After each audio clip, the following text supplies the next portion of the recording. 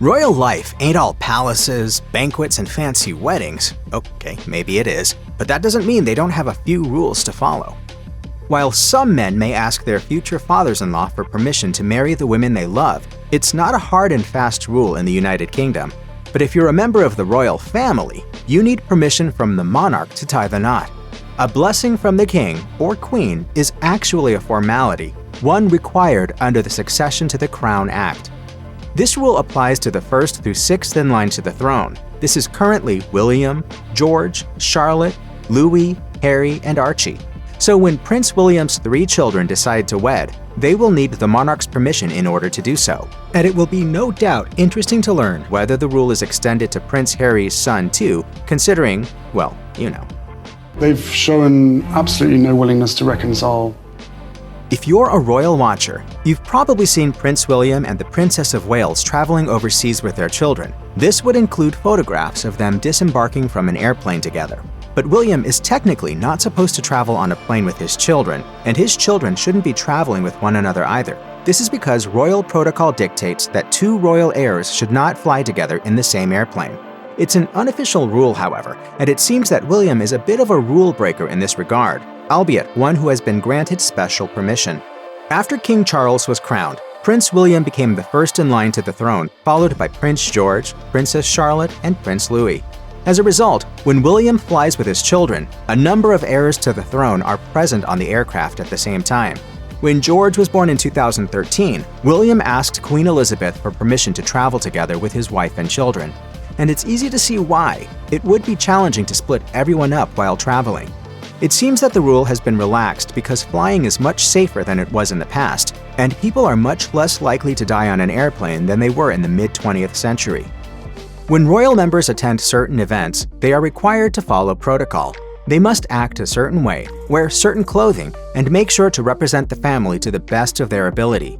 They must also enter a room based on the order of precedence, but only during certain occasions, such as state and diplomatic events. Notably, there was no order of precedence during celebrations for the 50th anniversary of King Charles's investiture as the Prince of Wales in 2019. Instead, Queen Elizabeth, Charles, the Duke and Duchess of Cambridge, and the Duke and Duchess of Sussex walked into a room at Buckingham Palace as a group.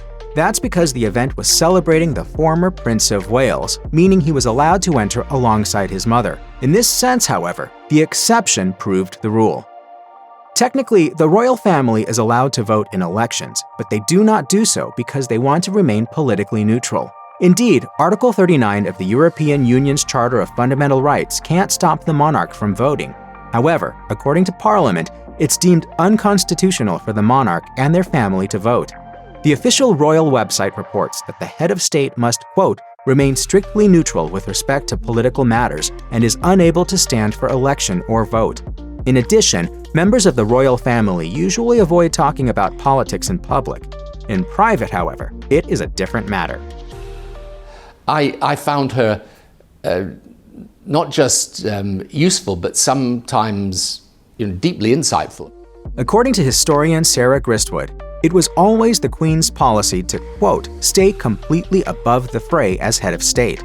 Following a general election, the Queen was expected to work with the new Prime Minister when dealing with state matters, most notably by formally inviting them to form a government in her name.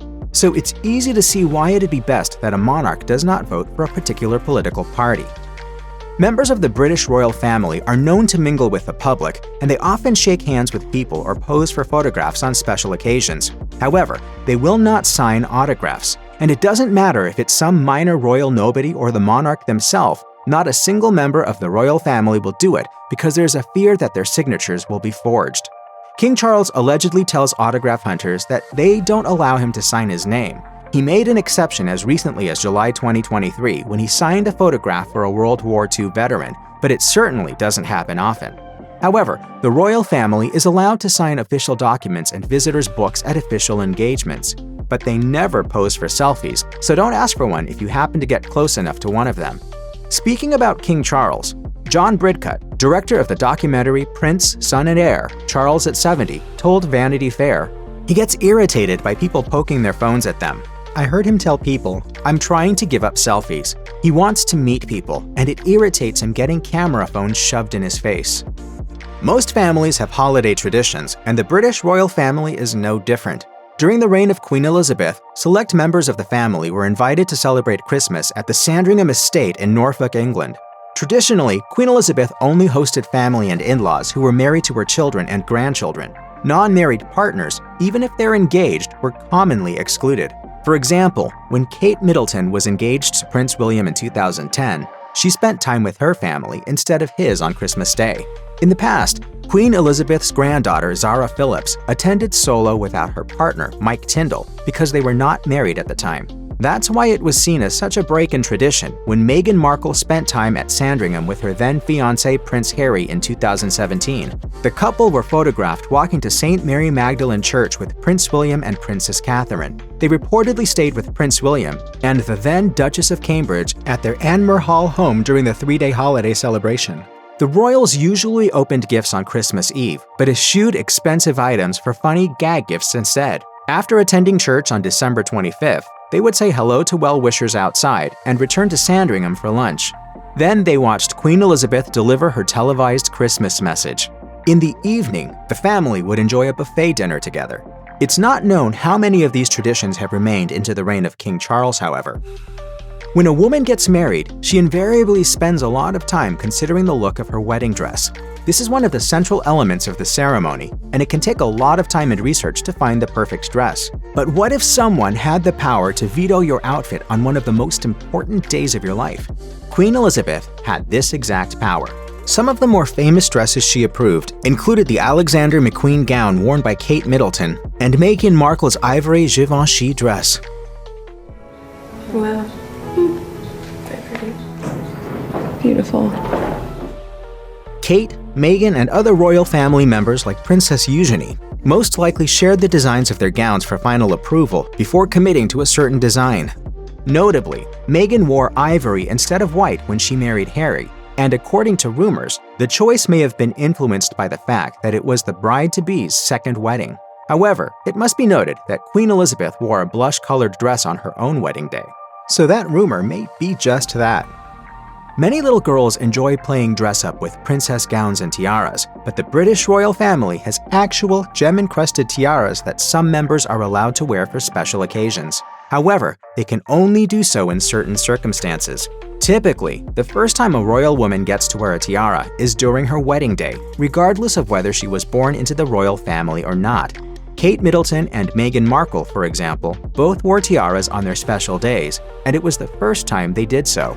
At non-wedding events, tiaras are typically reserved for formal evening events that start after 5 p.m. The unwritten rule is that a lady must be at least 18 years old to wear a tiara.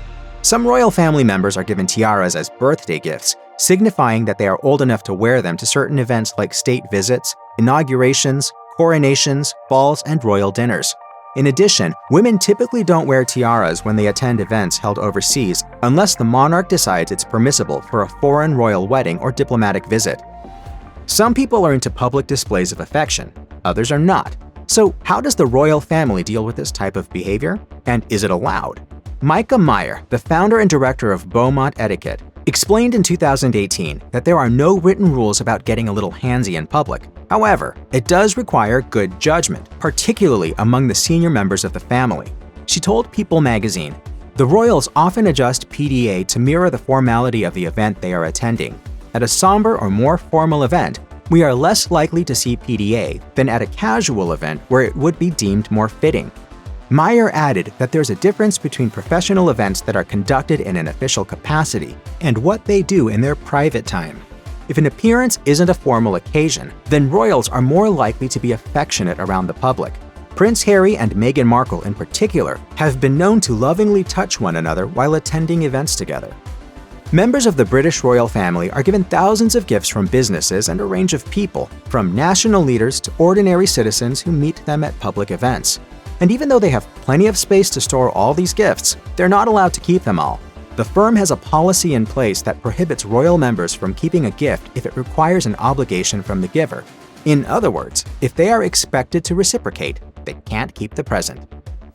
It could be very easy just to drift into a kind of taking everything for granted.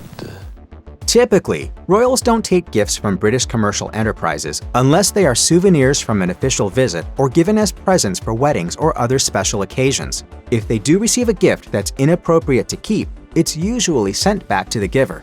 They are usually allowed to accept gifts from government bodies, trade associations, guilds, civic bodies, the armed services, charities, and so on. They can also accept flowers, food, and non-controversial books, but nothing that's valued at over £150. In the United States, people frequently wore pillbox hats in the 1960s, but it's not something most Americans do these days. But the royal family wear all kinds of headgear at horse events, weddings, and other functions. When Meghan Markle, an American, became engaged to Prince Harry, she too started wearing a lot of hats. This wasn't something she had done much previously. Royal protocol dating back to the 1950s dictates that women are required to wear hats to formal royal events. The original reason was that royals and upper-class women were not supposed to show off their hair in public. As such, hats are now typically worn during formal occasions. Headwear is also expected to align the type of hat a royal wears with their outfit. For example, many will match the brim width with the type of skirt. In addition, hats are considered to be something of a status symbol, and they show that a person is a member of an elite group of people. Since it's easy to tell a good quality hat from a cheap one, you can figure out if someone is wealthy or royal by the quality of their headgear.